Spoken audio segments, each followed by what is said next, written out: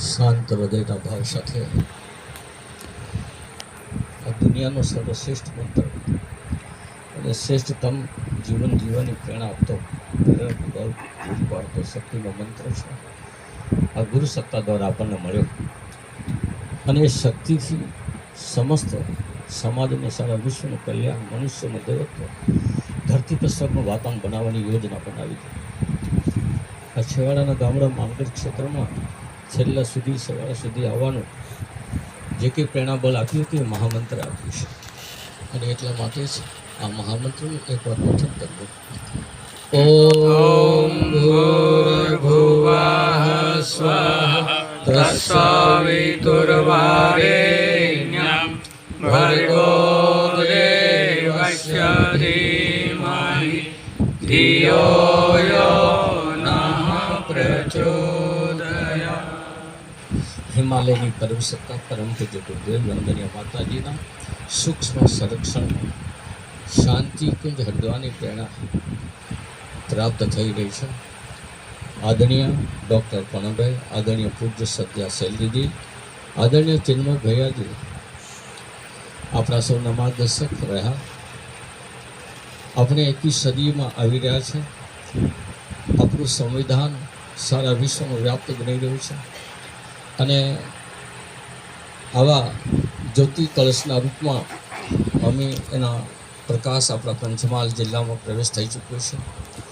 આવા સમયતાણે આપણે ત્યાં તારીખ 4 તારીખે ગોગંબામાં મલ્લાના કુવા પાસે શહેરા તાલુકાથી ગોગંબામાં રથ પ્રવેશ થવાનો હતો અને પ્રારંભમાં અમારા બચુભાઈ વજયસિંહભાઈનો ફોન આવ્યો કે તમે આવો તો સારું.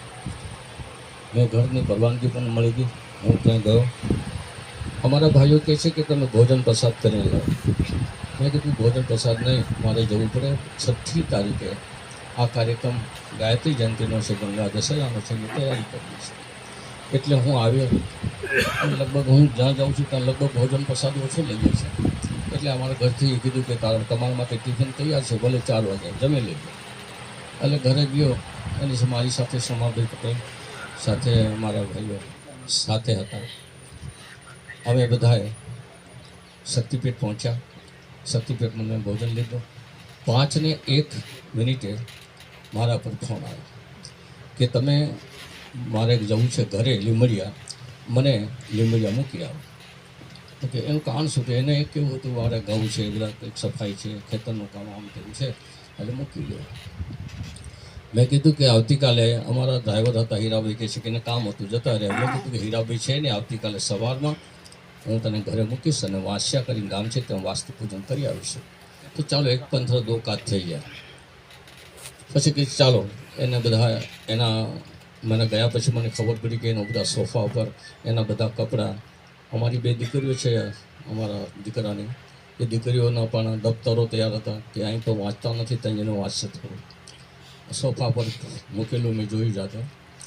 5:01 વાગે મીટિંગ ફોન આવ્યા પછી થોડી જ વારમાં 6 વાગ્યા, 6:15 ફોન આવ્યો કે તાત્કાલિક અમારા દીકરાએ કેવડાવ્યું કે ભાઈ તાત્કાલિક ઘરે જવું પડે છે. હું તો ઘરે આવ્યો, શું થયું હશે. આવ્યો તો એને માહી હોસ્પિટલમાં દાખલ કરી લીધો. અમારા 2 દીકરા અરે 2 દીકરીઓ હતી, પુત્રીઓ, અને એને કીધું કે તમે નવા કપડાં લઈ આવો, મોલમાં જાઓ, નવા કપડાં તમે લઈ આવજો. અમારી વહુ હતી એ પણ બજારમાં ગઈ હતી. અમે દીકરો અને એના નાનો દીકરો 2-3 જણા, અમે ત્યાં ઘરમાં 7 જણા, બધા ઘરમાં કોઈ હતું નહીં. અને એને કીધું કે પેલી દીકરી એક નાની છે ને, ધોરણ 12માં પાસ થઈ છે, દીકરીને કીધું કે તું રોટલી પછી બનાવજે, મોલમાં જઈને આવીને પછી બનાવજે, હું આમાં દાળ મૂકી દઉં છું. કુકર ગરમ હતું, હું તૈયારી પહોંચ્યો, કુકર દેખ્યું ગરમ હતું અને થોડી લોહીની ઉલટી દેખાય. અને તેથી બહાર આવી સોફા પર બેસી હશે, ત્યાં પણ થોડી ઉલટી થઈ. પછી એની ટેવ હતી કે બહાર ખુરશી હતી, ખુરશી પર બેઠી અને ત્યાં જ ઢળી પડી. નજીકના બેન રહે છે, બેન એમ કહેતા કે કોઈ દિવસ મારે ઘરે નહીં ને આજે ઘરે એને કીધું કે તારી ખુરશી પર મારે બેસવું છે, દેખ દીકરી હું હવે પાછી લીમડિયા જઈશ પણ પાછી આવવાની નથી, એવો સંકેત આપ્યો. આગલા દિવસે મારી દીકરી ગાયત્રી છે, 2 દીકરીઓ છે, ગાયત્રી અને દેવિકા. ગાયત્રીને ત્યાં એ ભોજન કરવા ગઈ અને ભોજન લીધું. મેં કીધું હું પણ આવું ના, તમારા ઘરમાં મારા વતી બધું ભોજન હશે એ તમારે જમવા, હું મારી દીકરીને તો જમી દઈશ. આવી વાત કરી. છેવટે અમે આવ્યા અને એને કહ્યું છેલ્લી કે ભાઈ હું લીમડિયા જવું છે ને તમે ના પડો છો, કંઈ વાંધો નહીં, પછી જઈશું. પણ આ ઘટના ઘટી એમાં મને દુઃખ એટલું થયું કે અમારા ઘરમાં કોઈ પરિજન એને લોટો પાણી કે કોઈ સારવાર ન કરી શકે. ઠીક છે, કુદરતને ગમ્યું તે ખરું, પણ આ મિશનમાં હું 78થી જોડાયો ત્યાં સુધી કોઈ દિવસ કોઈ પણ કાર્યક્રમ જવામાં મારા ઘરથી નડતરરૂપ મને બની નહીં. કોઈ પણ કાર્ય હોય તો એ મને કહે કે જાઓ. કદાપી પછી કેમ ગયા, શા માટે ગયા, એ નારી શક્તિની એક અમારા સંભાઈ તે વખતે એને કંઈક કામ આવી ગયું તે દિવસે 4 તારીખે, એટલે એ પણ ગયા કે હું હમણાં તો હાથ ઊંચો કરીને ગયો છું. બધા જ મળે છે કે હમણાં તો મળ્યા હતા, હમણાં જ મળ્યા હતા. પણ ખાલી આ વાત 5 મિનિટમાં બની ગઈ. માહીમાં ડૉક્ટરે કીધું કે એને બ્રેન હેમરેજ થયું છે, નસ ફાટી ગઈ છે, એટલે આ થયું છે. બાકી કમ્પ્લીટલી સ્વસ્થ હતા, કોઈ સાથે બીમારી નહોતી, કોઈ તકલીફ નથી. છતાં એનો આત્મા પરમાત્મા સાથે ગુરુદેવના ચરણોમાં પહોંચી ગયો. જ્યારે આવા અશુભ ટાણે છતાં ગુરુદેવની વિચારધારા પહોંચી આખા 3 જિલ્લાના અમારા મહીસાગર જિલ્લાના સંયોજક જેઠાભાઈ સાથે સાથે વજીરસિંહભાઈ પંચમહાલથી, અને સાથે સાથે અમારા આદરણીય અમારા સહયોગી ભાઈ શ્રી આદરણીય બચ્ચુભાઈ ત્રિવેદી, દિલીપ કાકા, અમારા ધનાભાઈ, અમારા દરેક તાલુકાના વરિષ્ઠ સનિષ્ઠ સંતો પધાર્યા. અહીં અમારા સંતના રૂપમાં સંત સમિતિમાં હું છું ત્યારે ડખરિયાથી ઠેઠ બાલાસનોરથી આપણને જે કથાકાર છે, જે અમારા ગિરીશ બાબુ સાથે અમારા જે રામલી ઘાટીથી ઠેઠ વીરપુરથી આદરણીય ભાઈ પ્રતાપ બાબુ, એમને જાણકારી મળી એ પણ પધાર્યા. આપ સૌ, મને તો એવું લાગે છે ગુરુદેવની જે આ રામસેના છે અને રામસેનાના અગ્રદૂતો છે, અમારી દેવી સ્વરૂપ માતા બહેનો છે, દેવતુલ્ય ભાઈઓ અને બહેનો છે. જે કંઈ થયું છે, કોઈ નરમાં એક નારીમાં એક નર છુપાયેલો છે, એની શક્તિથી જ આ વ્યક્તિ કોઈ પણ પોતાનો શક્તિ સંપન્ન બનીને પોતાનો જીવનનો બેડો પાર કરે છે. ભાઈઓ મને સબળ આપવા, શક્તિ આપવા માટે ગુરુદેવની પ્રેરણાથી કહ્યું કે કામ અટકી જશે. ઘણા લોકોનો ફોન આવ્યા, ઠેઠ રાજકોટ સાઈડથી મને કેટલાય ફોન મારી પાસે આવ્યા. લગભગ 115 જેટલા તો ખાલી એ લોકોએ કોમેન્ટ કરી છે. બધાને પ્રેમ ભાવભૂત મળી છે. મને લાગે છે કે આખો એક ગાયત્રી પરિવાર એક મંચ પર આવી શોક સભામાં ભેગો થાય એવો દર્શન મને કરાવ્યા. આપ સૌ ગુરુદેવની માતાજીની શક્તિ વિરાજમાન છે. અમારા કર્તવ્યથી કોઈને દુઃખ થતું હોય તો હું ક્ષમા માગું છું.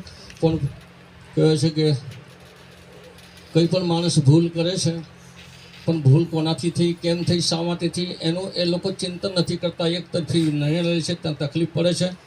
મારા ભાઈઓને વિનંતી કરું, અમારા થોડાક ભાઈઓ એવા છે કે જે થોડા વિમુખ રહેતા હોય છે અમારાથી ભૂલ થતી હોય તો મને કોટી કોટી નમન કરો, નમસ્કાર કરો. પણ પોતાની ભૂલ સુધારો. હમ બદલેંગે, યુગ બદલેગા. એટલા માટે સૌ કર્તવ્ય પથ પર ચાલીશું. પરમાત્માની બનાવેલી આ યોજના છે. જેમ રામ સેતુ પુલ બાંધો, દરેકનો અંગદ જાંબુવાન ખિસકોલી જેવા બધા ભાગ લઈને પોતાનું જીવન તરી ગયા. આજે જીવન કરવા માટે નવો યુગનો આજે સંવિધાન બની ચૂક્યું છે. આવતીકાલે આપ દુનિયામાં દેખશો કે ગાયત્રી પરિવાર સાથે જોડાયેલા ભાઈઓ બહેનો કેટલા ઉચ્ચ સ્તર પર, જાંબુવનથી અંગદ હનુમાનજીથી કોઈ નીચા સ્તરમાં નહીં હોઈ શકે એ સાબિતી થશે. ઇતિહાસ લખાઈ રહ્યો છે. આજ નહીં તો કલ દુનિયા ગુરુદેવના પદચિહ્નો પર ચાલવાની છે. ગુરુદેવની પ્રેરણા પ્રકાશથી જ આપ સર્વે દૂર દૂરથી ઠેઠ અમારા પાવાગઢથી કુમકુમ જાણે કેટલા દૂરથી ભાઈઓ બહેનો આવ્યા. અમારા ડીએમ ચૌહાણજી હાલોલથી અને કેટલા અમારા સાથી મિત્રો છે કે જેમનો ઘણો સહયોગ મળ્યો છે. અમારા દરેક ભાઈઓ બહેનો માટે એમને ગુરુદેવના નમસ્કાર સાથે એમના સંતો મહંતો તથા દેવતુલ્ય ભાઈ શક્તિના ચરણરજના રૂપમાં આપના ચરણોમાં હું નમસ્કાર કરું છું. ખરેખર એનું નામ હતું યથાનામ યથાગુણ. મેં આ દુનિયામાં પહેલાં પેલી મૂર્તિ ખરીદી હતો, અંબે માતાની ખરીદી હતી. પછી એ લગ્ન તો થઈને એનું નામ અમદા હતું, મને ખબર નથી ભાઈઓ. એ હજુ સાક્ષીમાં એ ફોટો મારી પાસે સત્યનારાયણ ફેક્ટરી કાલોલમાં સર્વિસ કરતો હતો અને તેથી મેં કેલેન્ડરમાંથી મેં ફોટો લીધો હતો. એ 40-45 વર્ષનો ફોટો પણ આજે અહીંયા છે. આજે આ ઘર પણ બનાવ્યું, એ અંબા ભવન નામ છે. આ એમની સ્મૃતિ જે કંઈ હોય, પણ જે શક્તિબળ છે, અમારી બેને મીનાબેન કીધું કે ભાઈ જે કંઈ કામ થઈ રહ્યું છે એ શક્તિબળ નારી શક્તિનું છે. તો આજે મા જગદંબા આદિશક્તિ નારી સશક્તિકરણ વર્ષ ચાલી રહ્યું છે અને એમાં અમારી નારીઓ છૂટી ન પડે, એક બને નેક બને, આગળ વધે.